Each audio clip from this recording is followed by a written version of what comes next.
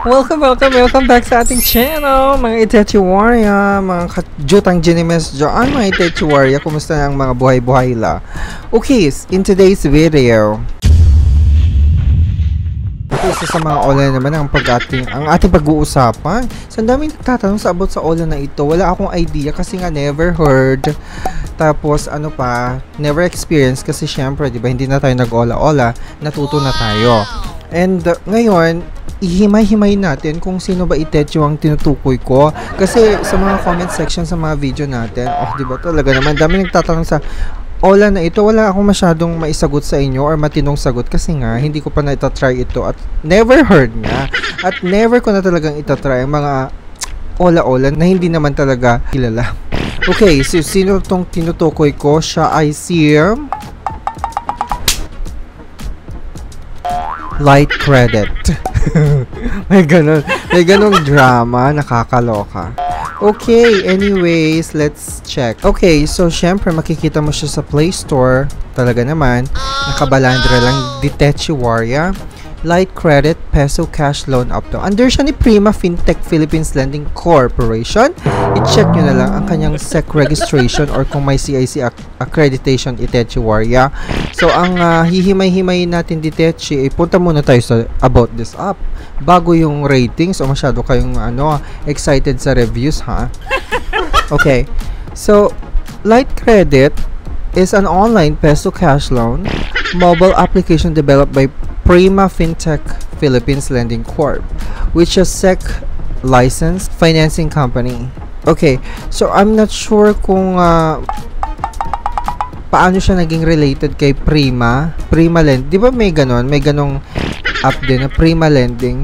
Okay, well, i-check nyo na lang sa SEC ha, yung kanyang registration or kung may CIC accreditation siya.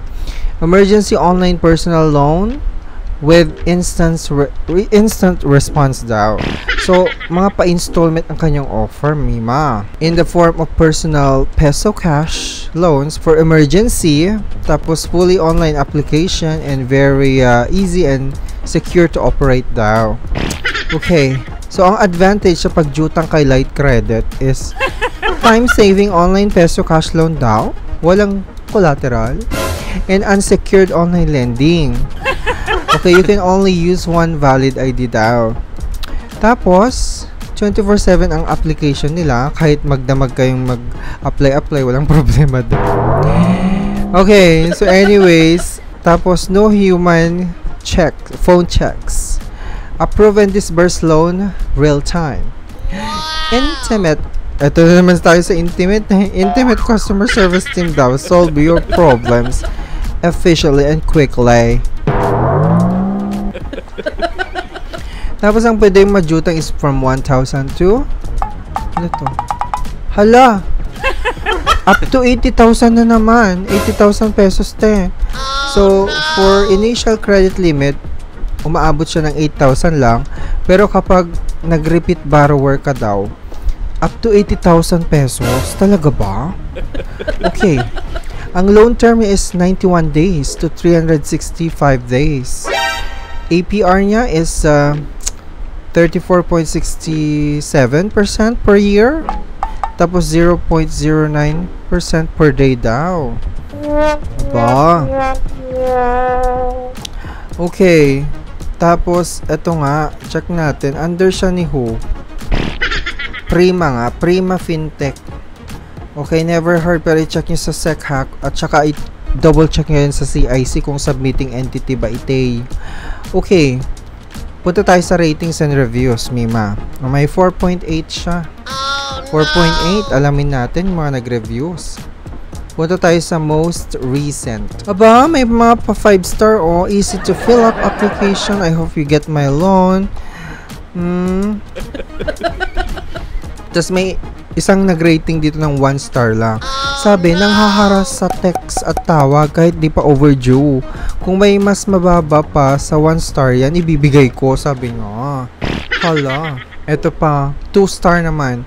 I will make it 5-star if my loan disbursement was approved and not the same in other loaning apps. Tapos may nag 5-star naman dito, sabi, easy to apply, only one government ID, high loan approval with low interest and payable in 90 days. Totoo ba? 90 days talaga yung ano mo, terms mo. Tapos sabi pa niya, legit. Oh. Sa mga nakapag-try nito, pa-comment naman and share your experience kung paano ba yung kalakaran ni Light Credit. May nagsabi pa dito, 5-star. I like this app's no hassle compared to another loan app. The references number is 2. I give it 5 stars, sabi nyo. Ano daw? Hindi ko mag-guess. Eto, may nagbigay ng 1 star. 5 star for now seems it needed, but the apps is easy to use and the application is not that complex. Paano naging 5 star yan, tita? 1 star yung ano mo. Okay, I have to edit my review cause really seems a good lending apps. Edit from 5 to 1 star. If there's a 0 star, I would rather place auto reject after submitting all of your confidentiality, sabi. Okay, yun yung mga reviews. And sa mga meron jutang sa Light Credit, paano ba yung experience nyo dito sa Light Credit? Ano ba, mahinahon ba sila maningil?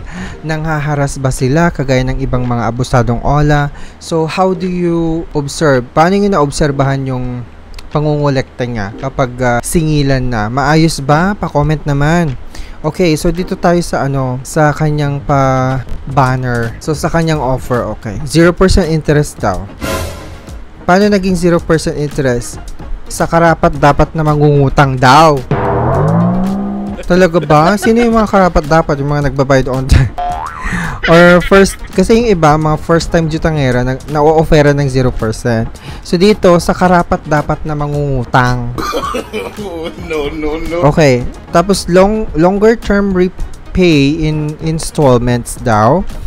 Okay. From 1,000 to 60,000. Walang collateral o guarantor. Lahat naman walang collateral at saka guarantor eh. Diba? Pagdating sa mga Johnline lending, isang valid ID lang pwede. Magbayad sa oras at aabot peso, 65,000 pesos ang makukuha. Ano daw? 80,000 kanina, ngayon 65,000 naman, bumaba. Okay, mabilis at madaming pagpipilian. Na alin? Disbursement channel.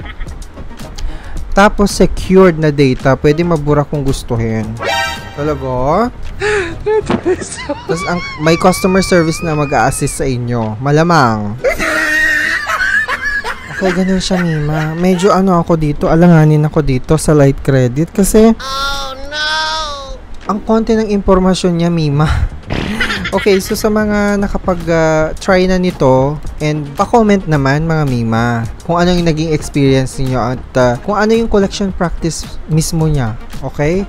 So please do share para magkaroon din kami ng idea. Anyway, so wag basta-basta jumutang or mag-install mga ganitong ola ha. Mag-research muna kayo, alamin nyo muna yung terms and conditions, lalong-lalo na yung mga na-reviews na. Lalong-lalo yung mga reviews ng mga tao, and of course, yung registration niya, kung CIC accredited din ba siya, at kung paano yung collection practice nila. Huwag basta-basta mag-download or jumutang mga Mima! Delikado. Maraming salamat. Don't forget to subscribe and click the notification bell para every time na magkakaroon tayo ng ganitong video, kayo ang unang majajambunan ng blessings. Maraming salamat. Bye! Kala ko pa naman kulang sa impormasyon to. Hindi siya itong si light credit na to. Ewan ko. Ang dami ng mga una. Sabi mo na nga yan. Ayoko na yan.